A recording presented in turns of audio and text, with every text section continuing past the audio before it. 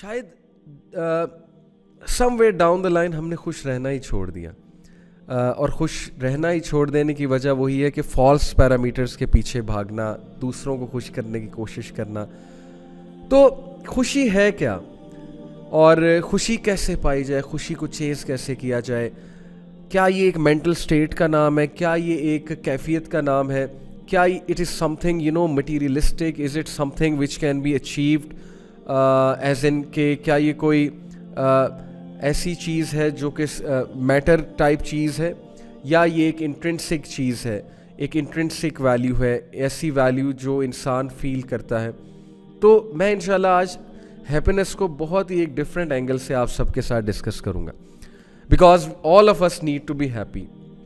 Unless and until we are not happy with ourselves, with what's going on around us, तो फिर ना इबादत का मज़ा आएगा, ना जो है वो ज़िंदगी गुजारने का मज़ा आएगा, ना जो है वो ज़िंदगी की जिम्मेदारियाँ निभाने का मज़ा आएगा। So yes, this is something which matters a lot. So let's discuss happiness from a psychological point of view. Psychologists have actually a lot of different opinion with regards to the definition of happiness. कोई complete definition नहीं है psychology में, but कुछ schools of thoughts हैं, वो मैं आपसे discuss करता हूँ। Let's move on to the slide. So सबसे पहली बात है कि scientifically हैप्पीनेस को जिस तरह से डिफाइन किया जाता है, जिस नाम से डिफाइन किया जाता है, that is subjective well being. और वेल बीइंग पे बहुत सी किताबें भी लिखी हुई हैं। Now what is well being? Well being क्या होता है? Well being is that state कि आप मेंटली, फिजिकली, साइकोलॉजिकली, इमोशनली, और अगर हम मुसलमानियत की बात करें तो स्पिरिचुअली, आप हर एंगल से, हर एस्पेक्ट से आप ये समझते हो कि मेरी वेल बीइंग हो रही है। मैं अच्छी खुराक खा रहा हूँ, मेरी फिज़िकल वेल बीइंग हो रही है। I am taking good sleep, वो भी फिज़िकल वेल बीइंग हो रही है। I am completing my task, I am completing whatever goals I wanted to achieve, तो इसका मतलब मेरी इमोशनल वेल बीइंग भी हो रही है, मेरी साइकोलॉजिकल वेल बीइंग भी हो रही है। And then I am fulfilling all the फ़राइज़। मैं नमाज़ें पढ़ रहा हूँ, मैं दीन को समझने की कोशिश कर रहा हूँ या कर रही हूँ, और मैं वो जिम्मेदारियाँ जो मेरे ऊपर हैं as a son, as a daughter, as a sibling, या एज अ पेरेंट, या एज अ हस्बैंड और एज अ वाइफ, तो मैं उसको निभाने की कोशिश भी कर रहा हूँ या कोशिश कर रही हूँ, तो डेफिनेटली उसमें स्पिरिचुअल वेलबींग भी है। सो साइकोलॉजी जो है वो हैप्पीनेस को एक सब्जेक्टिव वेलबींग का वर्ड देती है। It is actually the wellbeing. Moving on, एक और स्कूल ऑफ थॉट है साइकोलॉजी में जो एक्चुअली हेडोनिज्म का कायल है। Hedonism is a Greek school of thought, which is the school of thought that says that happiness is seeking pleasure and avoiding suffering.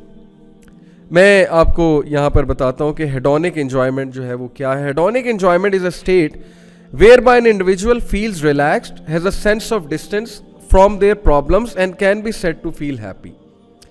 यानी पहली बात हेडोनिक प्रिंसिपल में ये है कि जो शख्स है, जो भी इंसान है, हैप्पीनेस अगर वो फील कर रहा है तो पहली बात ये होगी कि वो प्लेजर सीख कर रहे हैं।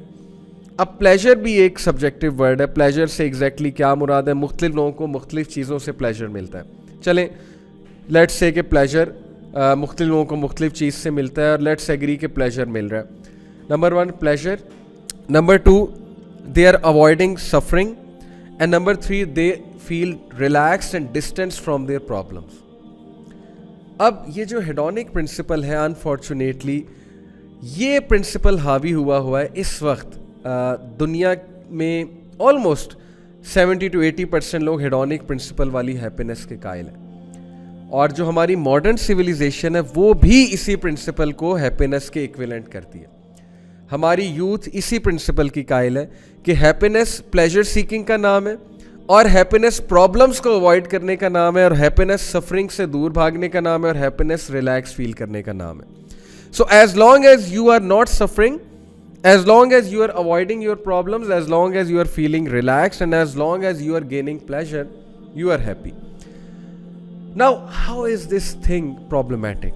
एक तो मैं आपको सिगमंड फ्रॉइड, जो बहुत बड़ा एक साइकोलॉजिस्ट गुजरा है, उसका कोट सुनाऊंगा, उसका क्रिटिकल एनालिसिस सुनाऊंगा इस प्रिंसिपल पे, और बड़ी हैरान हैरानगी की बात है, he was an atheist even then, you know, he criticize this principal.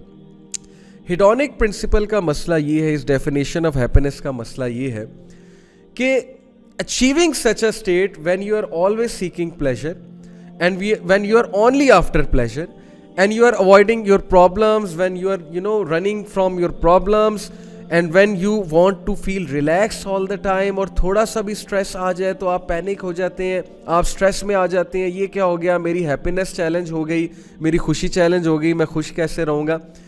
इस प्रिंसिपल का मसला ये है कि ये हर वक्त बंदे को स्ट्रेसफुल रखेगा, हर वक्त बंदे को जो है वो जकड़े रखेगा, बंदे को समझ नहीं आ रही होगी कि मैं क्यों एकदम, मैं खुश रहना चाहता हूँ लेकिन कहीं से कोई हडल आ जाती, कहीं से कोई हडल आ जाती है, इंसान हर वक्त जो है वो तसब्ज़ुब का शिकार रहेगा। ये है मसला इसका। क्या ऐसी स्टेट अचीव करना मुमकिन है इस दुनिया में कि आप हर वक्त जो है वो प्लेजर सीख करें और सफरिंग को अवॉइड कर लें? पहली तो बात, ये सिचुएशन वैसे इम्पॉसिबल है आज की दुनिया में। So let's talk about, you know, other definitions of happiness, but unfortunately hedonic principle इस वक्त गालिब आ रही है, और मैंने इसीलिए इसको डिटेल में समझाया है कि हमारी youth, they are after the hedonic principle of happiness, that they are always after seeking pleasure, they are always avoiding their problems, they believe that suffering is a challenge to our happiness, and all the obstacles in our path, in our goals and in our so-called state of pleasure is a challenge to our happiness. For example, someone may be getting lots of happiness from playing PUBG.